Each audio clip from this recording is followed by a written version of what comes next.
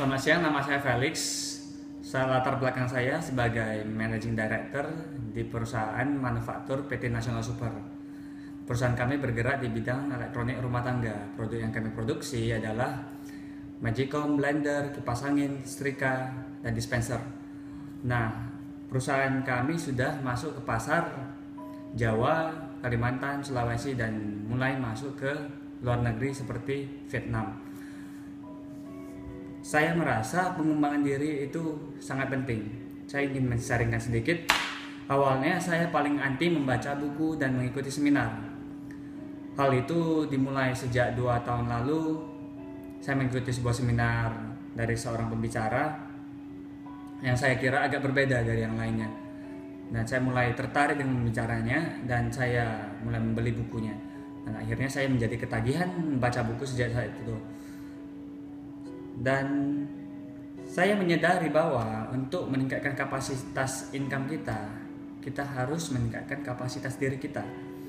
Saya ingat awal mula saya menjabat sebagai direktur di perusahaan ini, saya sangat bingung dan bagaimana caranya untuk memimpin orang yang lebih senior daripada saya, sedangkan saya masih tergolong hijau dan muda untuk memimpin mereka. Nah, di saat itu saya mulai menyesal bahwa saya tidak pernah baca buku selama ini, sehingga ketika kesempatan itu datang saya melewatkannya.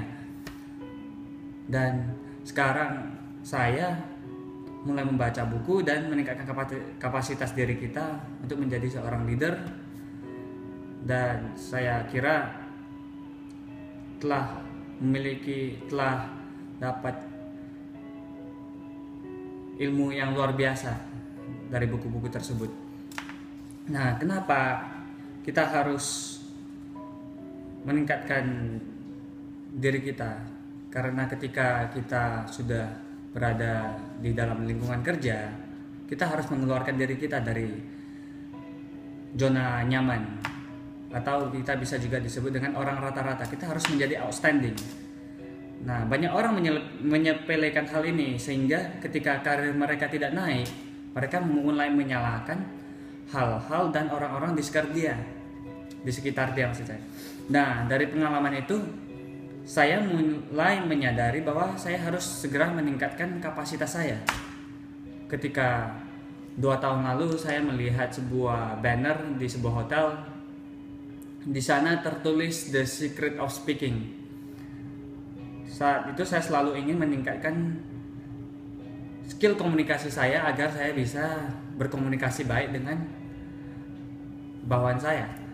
Akhirnya pada saat itu saya mengikuti seminar itu, dan itulah awal mula saya bertemu dengan Pak Kandi.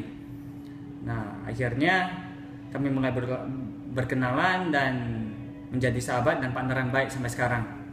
Pak Kandi banyak membantu kami dalam membenahi sistem di perusahaan kami.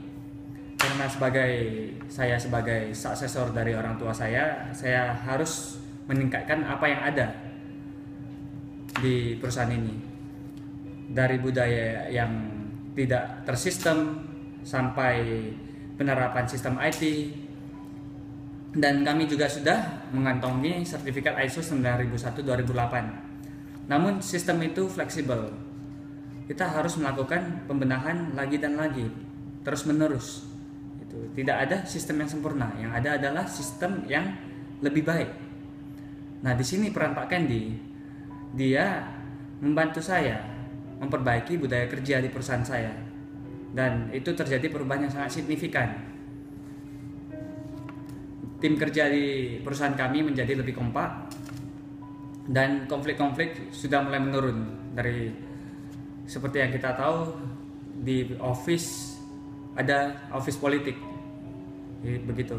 Nah, selama Pak Kandi membantu saya, beliau tidak pernah hitung-hitungan. Saya mengerti bahwa menjadi sebuah trainer adalah passion beliau. Yang terpenting bagi beliau adalah dia ingin melihat perubahan di sebuah perusahaan yang ia coaching. Itulah yang menjadi tolak ukur sukses dia, begitu. Nah, saran saya, percaya saja dengan Pak Kandi karena dia tahu apa yang dia lakukan dan sangat berkompeten di bidangnya. Salam Bravo.